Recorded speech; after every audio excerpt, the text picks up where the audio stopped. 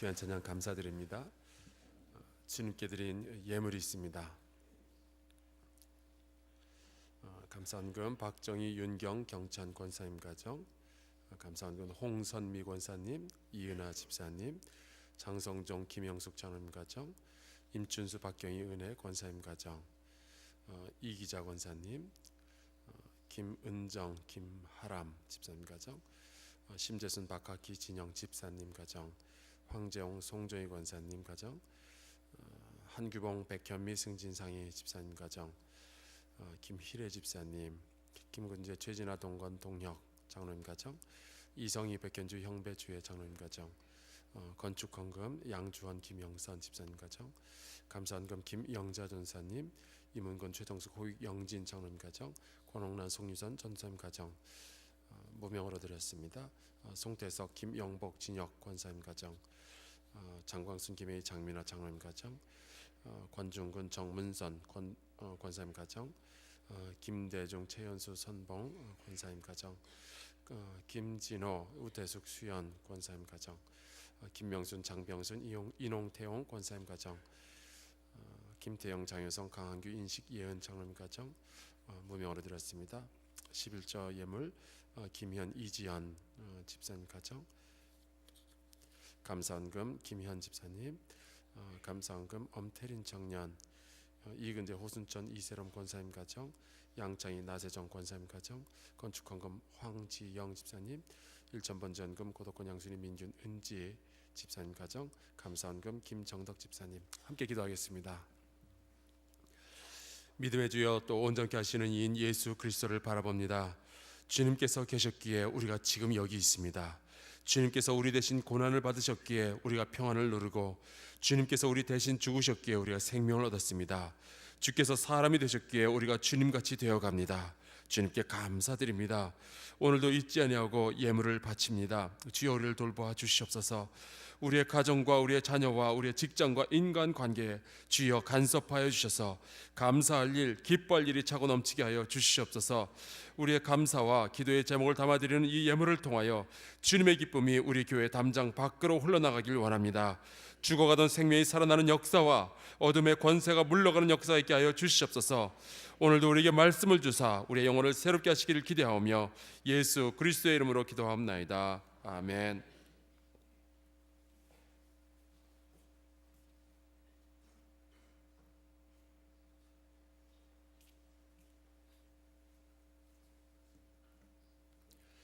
지혜의 왕 되신 우리 하나님께서 여러분의 삶을 통치하시고 여러분과 여러분의 가정을 보호하시기를 주의 이름으로 축원합니다. 지난 37주 동안 광야를 묵상하면서 광야의 위험에 대해서 우리가 참 이야기 많이 나눴다. 이제 많이 배웠다. 앞으로 광야를 만나면은 앞으로 내가 이렇게 해야지 라고 생각을 하실 수 있지만, 오늘 고린도전서 10장의 말씀을 보면 그것도 충분치 않다라는 생각을 하게 됩니다. 아마도 유대인들은 어려서부터 아주 귀에 못이 박히도록 출애굽 이후 광야에서 일어난 일들을 굉장히 많이 듣고 이제는 아마 달달달 외울 정도로 들었을 겁니다. 그걸 모르는 바 아닐 텐데도 사도 바울은 오늘 광야의 이야기를 또 꺼내듭니다. 이렇게 선지자들과 사도들이 광야의 이야기를 하고 또 하는 데는 뭔가 이유가 있다라고 생각이 들지 않으십니까? 광야는 우리를 넘어지게 하는 곳이기 때문에 그렇습니다. 섰다고 생각하는 순간 넘어지는 곳이 광야입니다. 광야는 우리가 얕볼 수 있는 곳이 아니에요. 이제는 안전하다, 이제는 해볼만하다, 이제는 섰다, 나는 이제 은혜 받았다, 광야에 대해서 좀 배웠다, 묵상했다, 그렇게 생각하는 순간 넘어질 수 있는 곳이 광야입니다. 이스라엘 백성은 하나님께서 주신 구름기둥과 구름기둥 아래에서 햇볕을 피할 수 있었고요, 불기둥 때문에 그들은 따뜻함을 누릴 수 있었고요, 또 홍해바다의 한가운데로 지나서 광야길로 들어갔습니다. 특별히 바울은 이 홍해바다를 건넌 것을 세례라고 표현을 하고 있어요. 이 세례라는 것은 한 군데를 좀 뛰어넘었다라는 이야기죠. 애굽의 노예로서 살던 이스라엘 사람이 홍해를 건너면서 더 이상은 애굽의 영향권 아래 있지 않게 되었다라는 뜻입니다. 대신 하나님의 은혜 아래 있게 되는 거죠. 우리가 세례를 받는다는 것이 그런 의미가 있어요. 더 이상은 죄악의 영향권 아래 있지 아니하고 이제는 하나님의 은혜 아래에 들어간다. 그것을 여러 사람들 앞에서 선포하기 위해서 우리는 세례 예식을 행하게 됩니다. 그래서 이 이스라엘 백성은 홍해를 건넌 이후로 홍해의 세례를 받은 이후로 하늘에서 내린 신령한 음식과 하늘의 땅에서 그 반석에서 거룩한 반석에서 나오는 신령한 물을 마시면서 살았습니다. 이스라엘에게 있어서 홍해 건너편에 있는 애굽은 더 이상 위협이 되질 않았어요. 그런데 새로운 문제가 등장합니다. 바로 그들 안에 있는 애굽이었어요. 애굽을 뒤로 하고 홍해를 건넌 줄 알았는데 애굽을 품에 안고 홍해를 건넌 겁니다. 메르스가 창궐하는 중동을 떠나서 비행기를 타고 한국 들어오면 괜찮을 줄 알았는데 메르스 바이러스를 아예 몸에 품고 들어온 것과 똑같은 거예요. 결국 광야에서 어느 시기에 어느 환경만 만나면은 이 속 안에 있던 애굽들이 튀어나오기 시작합니다. 그것이 이스라엘 백성들이 광야에서 그렇게 죄를 졌던 이유예요. 광야에서 두려움을 만났을 때 그들 안에 남아있던 애굽이 서서히 눈을 뜨고 그들의 생각과 입과 행동을 통해서 드러나게 된 겁니다. 그들이 행했던 애굽의 잔재들 여러 가지가 있는데 그 중에 하나가 우상 숭배가 있었습니다. 모세가 시내산 꼭대기에 올라가서 40일 동안 내려오지 않고 이스라엘 백성은 시내산 그 산자락에 광야에 갇혀서 꼼짝도 하지 못했어요. 그들의 눈에 하나님도 보이지 않고 그들을 이끌던 모세 리더도 보이지 않자 이 사람들은 아주 간단하게 해결책을 만들어냈습니다. 새로운 리더를 만들자. 그래서 만든 것이 금송아지입니다. 우리를 애굽에서 인도하여 낸 하나님이 바로 이 금송아지다라고 말이죠. 이런 일은 애굽에서는 사실 늘 있었던 상식이에요. 그들은 뭔가 필요한 일이 있다 그러면 바로 그냥 신을 만들어냅니다. 오늘부터 이 신이 우리를 이렇게 도와주는 신이다. 내일부터는 이 신이 우리를 이렇게 도와주는 신이다. 만들면 되는 거예요. 그리고는 음행이 있었습니다. 민수기 25장에 보면은 이스라엘 백성이 시딤 광야에 머물러 있었어요. 거기에서 모압 여자들하고 눈이 맞죠. 그래서 음행을 하게 됩니다. 애굽에서는 사실은 노예들이었고 또 수많은 인종들이 거기 몰려 있었습니다. 어떤 이방인과 어떤 음행을 저질러도 거기에는 자존심이나 법에 어긋나는 일이 없었습니다. 애굽은 그랬어요. 하지만 하나님의 백성으로서는 아니죠. 결국 이 일 때문에 이스라엘 백성 사이에 연병이 퍼져서 수많은 사람들이 죽게 됩니다. 이 이야기를 상기시키면서 사도 바울이 이야기를 해요. 우리는 그들과 같이 음행하지 말자. 어떻게 신령한 음식과 신령한 물을 마시고 있는 너희가 또다시 애굽에서 있었던 그 일을 가지고 음행을 할 수가 있느냐라는 이야기죠. 또 어떤 사람들은 광야에서 주를 시험하다가 뱀에 멸망을 합니다. 바울이 말해요. 우리는 그들과 같이 시험하지 말자. 또 어떤 이들은 원망하다가 멸망을 했습니다. 그리고 바울이 말하죠.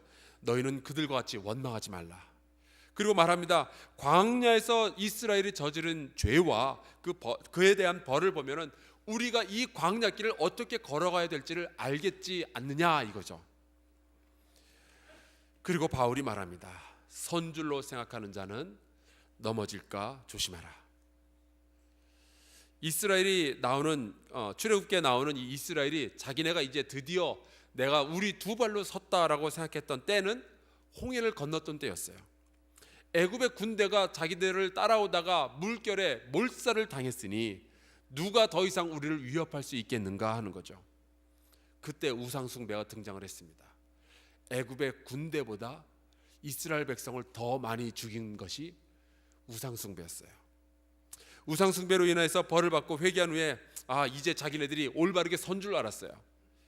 그런데 시간이 지나가니 이번에는 음행의 죄를 지었죠. 애굽에서 쫓아왔던 그 군대보다 이 음행이 더 많은 사람을 죽이게 되었습니다. 그 수많은 사람들이 죽임을 당한 후에 이제는 회개해서 다시는 이러지 말아야지, 이번에는 괜찮겠지 그랬는데 얼마 지나지 않아서 그들은 주님을 시험했고요. 또 주님께 원망을 했습니다. 광야 가운데 있으면서 그들은 섰다고 생각하는 순간 무너지기를 수도 없이 반복을 했어요. 놀라운 사실은 이 이스라엘 백성은 출애굽 이후로 단 한순간도 스스로 서 있던 적이 없었다라는 사실이에요. 그들 곁에는 늘 하나님이 계셨습니다. 그들이 가나안에 이르기까지 그들이 스스로 한 일이 뭐가 있어요? 없습니다. 전부 다 하나님께서 세워주시고 하나님께서 고쳐주시고 하나님께서 제공해 주신 일들이죠. 다 하나님께서 하셨어요. 하나님께서 불기둥과 구름기둥으로 인도하셨고 홍해를 가르셨고 하나님께서 신령한 물을 주시고 음식을 주셨습니다. 하나님께서 외적의 침입을 막아주셨고요. 이스라엘은 그들 스스로 단 한순간도 광야에서 서 있던 적이 없습니다. 제가 지난번에 은혜 받았던 찬양 은혜 아니면 나 서지 못하네, 이 찬양은 정말 명곡이에요. 이스라엘의 광야 40년은 다름 아닌 하나님의 은혜 40년의 이야기입니다. 그리고 그 이야기는 우리에게 계속적으로 교훈을 주죠. 넘어진다라는 것은 다름 아니라 내가 지금 은혜를 잊어버렸다라는 뜻이에요. 광야의 삶에서 잠시라도 고통 중에 나는 집안이 좋으니까, 나는 많이 배웠으니까, 나는 신앙생활 오래 했으니까, 나는 잘생겼으니까, 나는 친구가 있으니까 설 수 있을 거야 생각한다면 오늘 사도 바울의 경고에 귀를 기울이시기 바랍니다. 누구든지 선줄로 생각하는 사람들은 넘어질 것을 조심해야 됩니다. 광야는 우리의 능력이 상관없이 우리를 언제라도 넘어뜨릴 수 있는 크고 두려운 것입니다. 겸손하게 우리는 주님의 은혜를 구하여야만 이 광야의 길을 올바르게 걸어갈 수가 있게 됩니다. 이제 하나님의 백성이면은 하나님 나라의 법을 따라야 하는데, 세례라는 홍해를 건너 하나님의 신령한 은혜를 경험하고서도 세상의 법을 넘어서지 못하는 것은 더 이상 하나님의 은혜를 의지하지 않을 바로 그때입니다. 은혜를 잃어버린 자는 넘어질 수밖에 없습니다. 그것이 광야의 삶이에요. 내 안에 들어있는 이 애굽, 내 안에 들어있는 이 죄악의 본성은 우리 삶의 위기 그 어떤 것을 만날 때마다 어떤 짓을 저지를지 모릅니다. 우리 하나님을 바라보며 그 하나님의 도우심을 구할 수밖에 없어요. 하나님의 은혜로 구원받은 주제에 다른 사람의 약점을 공격하거나 핍박하는 것, 그것이 죄악이고 그것이 넘어지는 거죠. 하나님의 용서로, 하나님의 용서의 은혜로 우리 모두가 여기 앉아 있는데 다른 이들에게 용서의 은혜를 베풀지 못하는 것 역시 넘어지는 일입니다. 이 세상이라는 광야는 수많은 위험과 두려움과 외로움이 우리를 기다리고 있어요. 자칫 잘못하면은 이 광야는요, 우리로 하여금 은혜 이전의 시기, 죄의 종되었던 시기로 돌아가도록 만드는 역할을 합니다. 누가 편안할 때 악을 쓰며 누가 편안할 때 다른 사람들을 공격을 하나요? 아니에요. 나에게 고통이 찾아왔을 때 슬슬 내 안에 악이 받치기 시작합니다. 참 표현이 좋죠. 악이 받친다. 내 안에 잠겨져 있던 악이 드러나오기 시작하는 겁니다. 은혜 아니면 우린 광야에서 넘어질 수밖에 없어요. 섰다고 생각하는 순간 넘어집니다. 혹시 여러분 은혜 생활하다가 은혜가 식어졌거나 은혜를 잊었거나 슬슬 내 생각, 내 경험, 내 고집이 주님의 말씀보다 소중해지기 시작했다면 넘어질까 조심해야 됩니다. 이스라엘이 광야에서 경험했던, 또 광야에서 반복했던 그 일이 내게는 일어나지 않으리라는 보장이 없습니다. 계속 경계하며 가나안을 준비하는 이 광야의 길에 하나님의 은혜에 의지하여서 끝까지 살아남아 가나안 땅에 들어가는 저와 여러분 되시기를 주의 이름으로 축원합니다. 우리 함께 주기도문함으로 예배 마치겠습니다. 하늘에 계신 우리 아버지여, 이름이 거룩히 여김을 받으시오며 나라가 임하시오며 뜻이 하늘에서 이루어진 것 같이 땅에서도 이루어지이다. 오늘 우리에게 일용할 양식을 주시옵고 우리가 우리에게 죄 지은 자를 사하여 준 것 같이 우리 죄를 사하여 주시옵고 우리를 시험에 들게 하지 마시옵고 다만 악에서 구하시옵소서. 나라와 권세와 영광이 아버지께 영원히 있사옵나이다. 아멘.